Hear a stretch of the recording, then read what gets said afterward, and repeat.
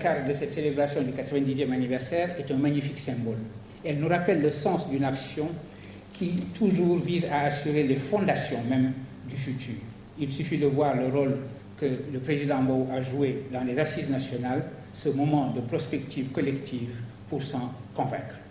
La seconde raison de ce qui a été finalement mon choix, c'est que le professeur Mbow m'a manifesté comme toujours indulgence et affection paternelle en acceptant la proposition des responsables de Phoenix qui avaient souhaité me voir écrire 2 pages de préface pour cette nouvelle édition, ce que j'ai fait. J'ai donc voulu que les réflexions que je partage avec vous, et qui vont être très rapides, fussent un prolongement des remarques constituant ma préface. L'ouvrage aux sources du futur, de cet ouvrage, on peut dire qu'il définit parfaitement l'impératif auquel a toujours obéi le propos de son auteur, travailler à faire advenir un seul monde, mais qui s'exprime dans des voies multiples. Du reste, c'est le lieu ici de se souvenir de ce que représentait l'UNESCO pour le Sénégal. Lorsque nouvellement indépendant, notre pays en devint membre. Par la voix de son président alors, Léopold Sédar Senghor, dont la vision et l'action ont bénéficié souvent du compagnonnage loyal et exigeant d'Amadou Mahtar Mbow, le Sénégal indiquait, lorsqu'il fut reçu à l'UNESCO le 20 avril 1961, combien il était attaché à la mission de cette institution et d'abord à sa signification philosophique, d'être la promesse d'une civilisation de l'universel, d'un universel qui ne serait pas la dictée au reste de l'humanité d'une manière de voir particulière, ne s'imposant que d'être appuyé sur la puissance, mais qui émergerait continuellement comme œuvre commune, comme œuvre de convergence, comme œuvre de dialogue et de traduction entre toutes les régions, toutes les cultures, toutes les langues, qui seraient toutes parfaitement égales pour avoir toutes également donné à l'aventure humaine son visage, le même toujours et toujours différent.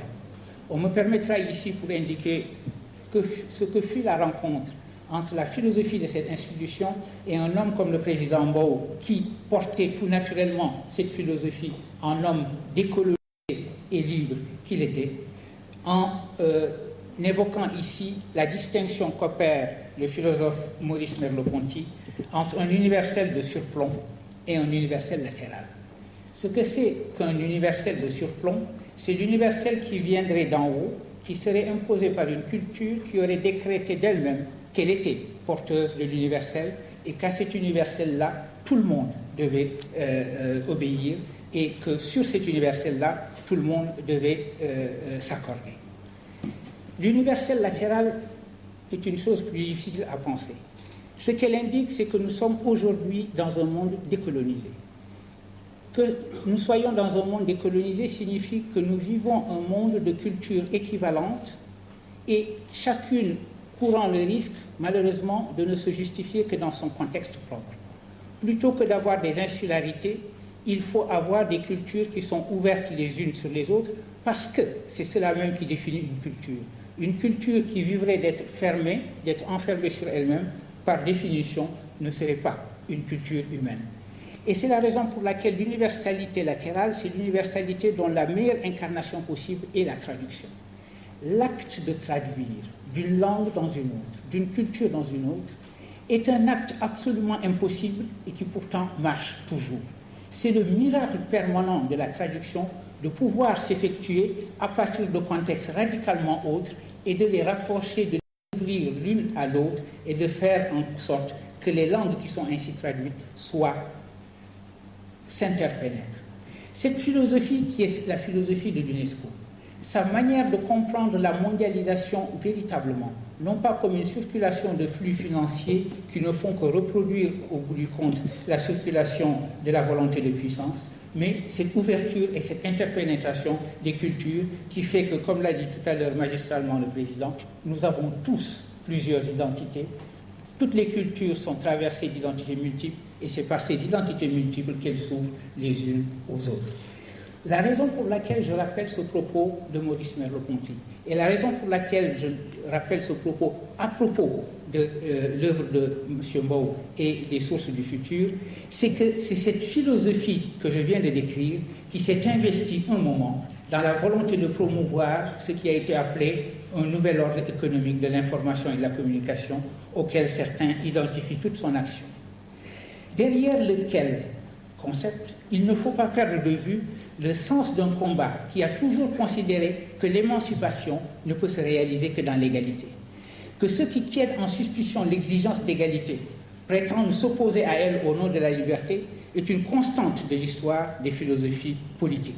C'est une constante de ce que le directeur général Don Federico Mayor appelait ce matin les plutocraties.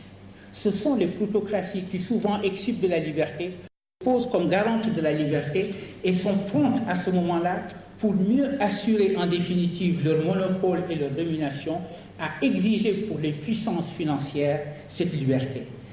Et perdant de vue que le monde décolonisé dans lequel nous vivons, celui que je viens de décrire, devait être un monde de l'égalité. Et c'est cette exigence-là que le président Mbow a portée à l'intérieur de cette institution. Il est vrai que les autocrates de toute nature ont donné le contenu qu'elles ont voulu, ces autocraties, à ce nouvel ordre mondial. Encore une fois, la philosophie du président Mbow n'était pas celle-là. Il ne s'agissait pas de contrôler l'information, mais de faire au contraire qu'elle suive les lignes de force de cette interpénétration entre les cultures dont je parlais tout à l'heure.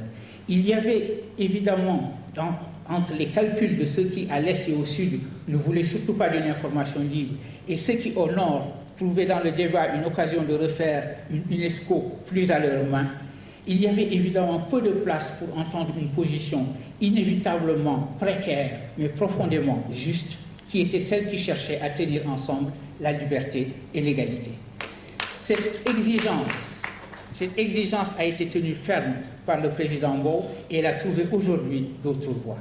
Les technologies et les avancées démocratiques se sont combinées pour permettre de nouvelles configurations où il n'est plus vrai que les pays du Sud ne fassent que consommer l'information qui leur est fournie par les médias du Nord, y compris sur eux-mêmes.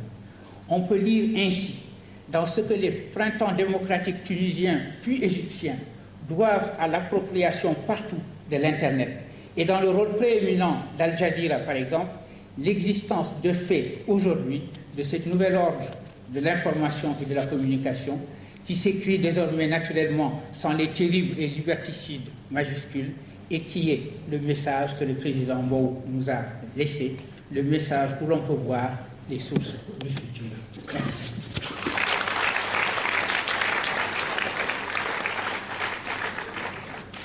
Professeur Souleymane Bachir-Diane, je dois vous confesser que chaque fois que j'ouvre un ouvrage de philosophie moderne, j'ai toujours peur d'être arrêté par la difficulté du vocabulaire, par le jargon.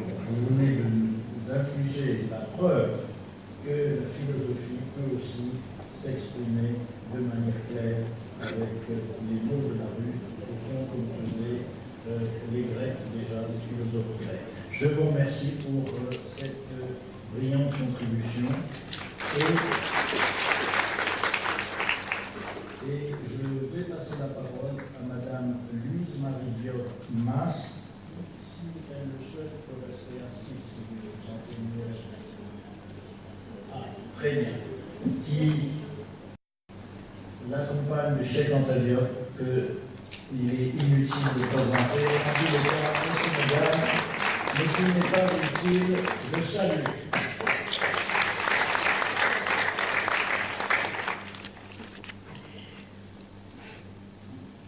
Je sais, ayant eu